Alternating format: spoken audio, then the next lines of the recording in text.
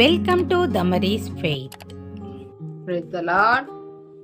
ఈరోజు మనము పరిశుద్ధ బైబిల్ గ్రంథంలో అపొస్తలుడైన పౌలుకు ఇద్దరు స్త్రీలు స్వార్థ పనిలో ప్రయాసపడ్డారు. వాళ్ళ గురించి తెలుసుకుందాం. అపొస్తలుడైన పౌలు ఫిలిప్పీయులకు రాసిన పత్రిక 4వ అధ్యాయము 2-3 వచనాలు చదువుకుందాం. ప్రభువునందు ఏక మనస్సు గలవార ఇండుడని యువదియను సుంటికేను బతిమాలు కొనుచున్నాను.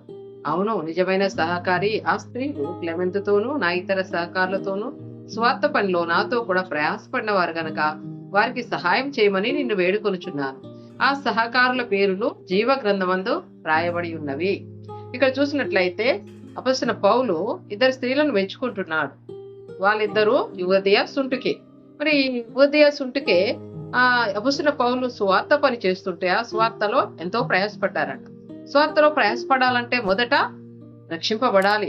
పాపాలు ఒప్పుకొని దేవుని బిడ్డగా చేయబడిన తర్వాత, ఆయన రక్తంతో యేసు రక్తంతో కడగబడిన తర్వాత, రక్షణ పొందిన తర్వాత దేవుని యొక్క సంఘంలో చేర్చబడి మరి అపొస్తలుడైన పౌలుతో కూడా సువార్త భారం కలిగింది. ఎప్పుడైతే రక్షణ పొందుతామో, దేవుని బిడ్డగా చేయబడతామో, అప్పుడు హృదయంలో ఒక విధమైన ఆశ పుట్టుకొస్తుంది. నేను ప్రభు కోసం ఏం చేయాలి?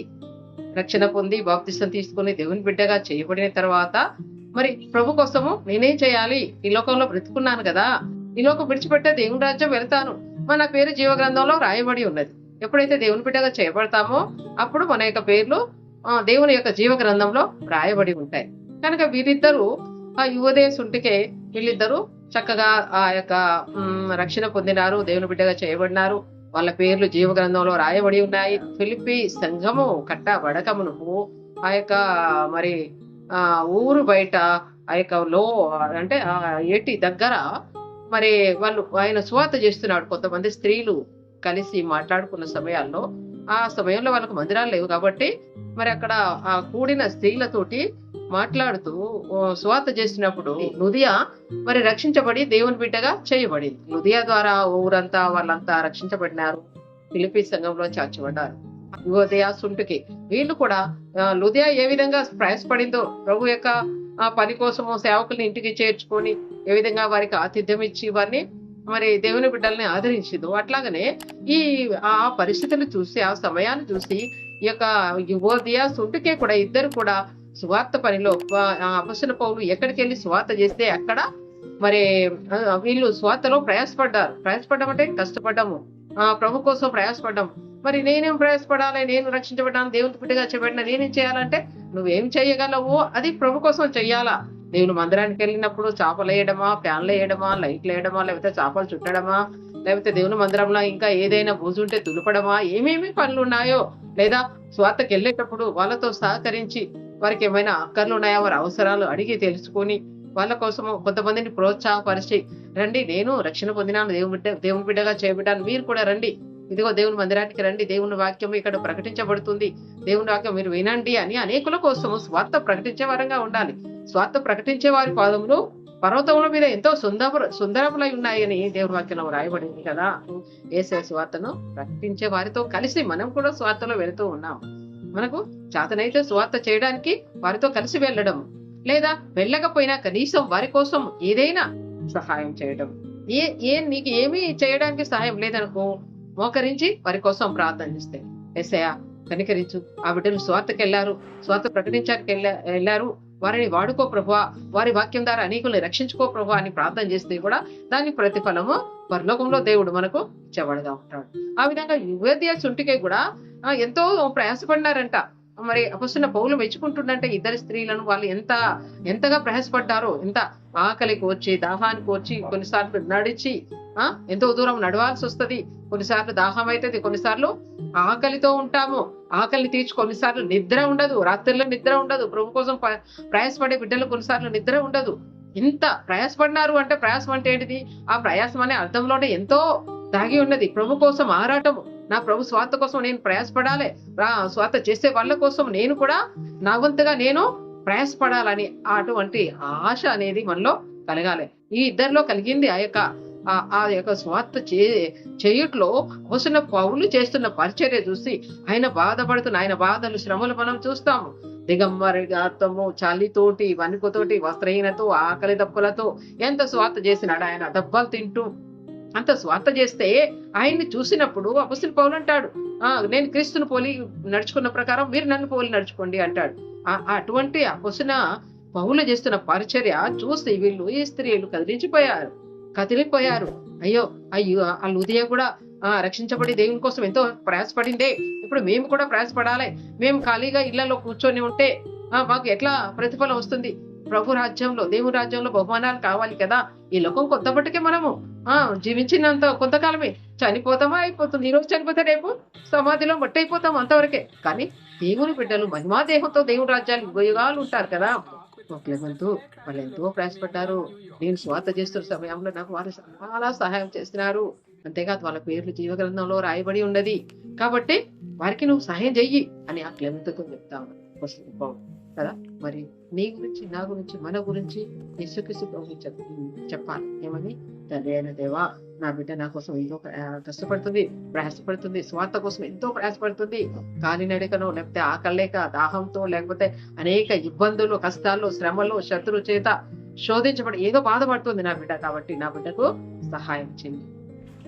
యేసుక్రీస్తు ప్రభువారు ఉత్తరవాదిగా తండ్రి దగ్గర ఇంకా మన కోసము విజ్ఞాపన చేస్తుంది. ఇంకా తండ్రి చనిపోయి సమాధి చేయబడి తిరిగి లేచిన ప్రభు తండ్రి దగ్గర మన కోసం ఇంకా విజ్ఞాపన చేస్తున్నాడు. ఎంత గొప్ప దేవుడు కదా ఆయన. మరి ఆ విధంగా యువదేశుడికే మరి సరి చేయబడి దేవుని బిడ్డలుగా పరలోకంలో బహుమానాలు పొందడానికి సువార్త పనిలో ఎంతో ప్రయాసపడ్డారు. అపొస్తలుడైన పౌలుతో ప్రయాసపడ్డారు అంటే ఎంత గొప్ప ధన్యత కదా. ఈ రోజు మనం కూడా దేవుని పిల్లలతో, దేవుని సేవకులతో, దేవుని పాస్టర్లతో, దేవుని సంఘంతో కలిసి మనం కూడా స్వార్థ పనిలో ప్రయాసపడినట్టయితే ప్రభు పరలోకంలో ఎంతో బహుమానం ఇస్తాడు మనకు. ఆ విషయాన్ని రక్షించబడిన నీవు నేను ఆ పనిని మన మీద భారం వేసుకొని మనం ఆ పని చేసే వారంగా ఉండాలి. అప్పుడే పరలోక రాజ్యంలో దేవుడు మనకు బహుమానాలు ఇస్తాడు. అందుకే నువ్వు రక్షించబడ్డావా, నీ పాపాలు ఒప్పుకున్నావా, యేసు బిడ్డగా చేయబడ్డావా, ఆయన రక్తంతో కడగబడ్డావా? ఒకవేళ ఆయన రక్తంతో కడగబడకపోతే ఇప్పుడే యేసయ్యా నన్ను క్షమించు ప్రభా, నీ రక్తంతో కడుగు, నన్ను నీ బిడ్డగా చేసుకో అంటే చాలు. ఆయన క్షమిస్తాడు, రక్షిస్తాడు. ఆయన జీవగ్రంథంలో నీ పేరు రాసుకున్న తర్వాత నువ్వు రక్షించబడిన దేవుని బిడ్డగా చేయబడ్డాక, నువ్వు బాప్తిసం తీసుకున్న దేవుని యొక్క సంఘంలో ఐక్యపరచబడిన తర్వాత దేవుని యొక్క స్వార్థ పనిలో స్వార్థ చేసే వారితో కలిసి నీవు అపొస్తలుడైన పౌలుతో కలిసి ఉపదేశుడికి స్వార్థ పనిచేస్తున్నట్టు నీవు కూడా ఆ విధంగా దేవుని సేవకులు, దేవుని యొక్క సేవ చేసే వారితో కలిసి నీవు కూడా స్వార్థ పనిలో ప్రయాసపడినట్లయితే నీకు బహుమానం ఉంటుంది, నాకు బహుమానం ఉంటుంది. నేను కూడా రక్షించబడిన తర్వాత బాప్తిసం తీసుకుని దేవుని బిడ్డగా చేయబడిన తర్వాత నా వంతుగా నేను కూడా స్వార్థలో నేను పనిలో చేయగలిగినాను. దాదాపు మా యొక్క ఖమ్మం జిల్లా ఇల్లందులో మేము సంఘంతో కలిసి స్వార్థ పనిలో ఎంతో ప్రయాసపడినాం. అనేక ఇల్లును దర్శించి సిస్టర్స్ గా మరి ఇద్దరిద్దరంగా వెళ్ళి దేవుని స్వార్థ ఇంటింట వారిని పరామర్శించి దేవుని యొక్క వాక్యం వారికి చెప్పి నడిపించిన వారు.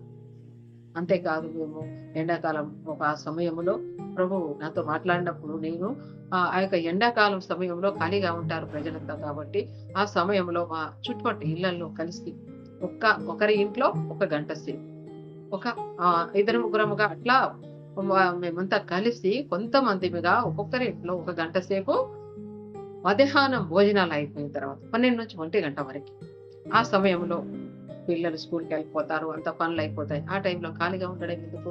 దేవుడు ప్రారంభం చేస్తే మరి ఒక పాట పాడడం, కొంచెం వాక్యం చదవడము, ప్రార్థన చేస్తాం. అందరితో రక్షణ లేని వారికి రక్షణ వాక్యం చెప్పినప్పుడు వారు రక్షణ అంగీకరించి దేవుని బిడ్డగా చేయవారు అనేక మంది మరి దేవుని యొక్క ఆ దీవెనలు పొంది కొంతమంది రక్షించబడి కొంతమంది ప్రభువునందు నిద్రించినారు. వాళ్ళు రక్షణ పొంది వృద్ధాప్యంలో ఒక స్త్రీ, యవనస్త్రాలైన స్త్రీ శ్రమపడి బాధపడి దేవుని రాజ్యంలో చేరుకోవాలి.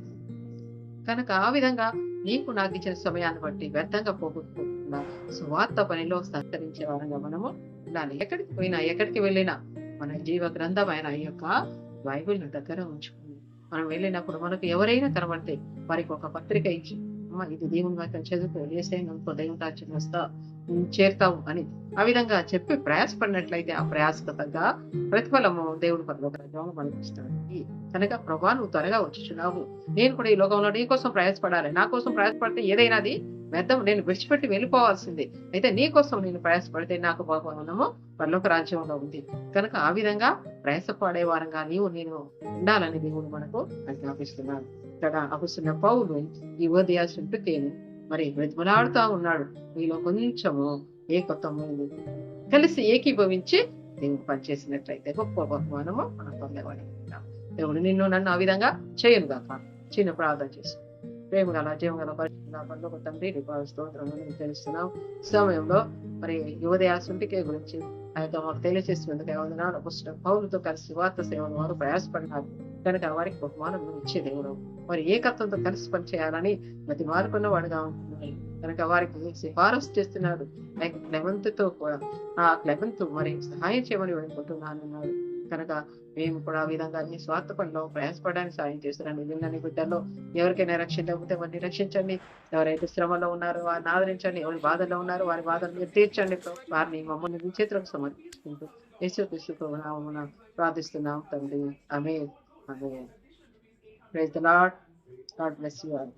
Praise the Lord. Please like, share, subscribe my channel. Thanks for watching. Bye.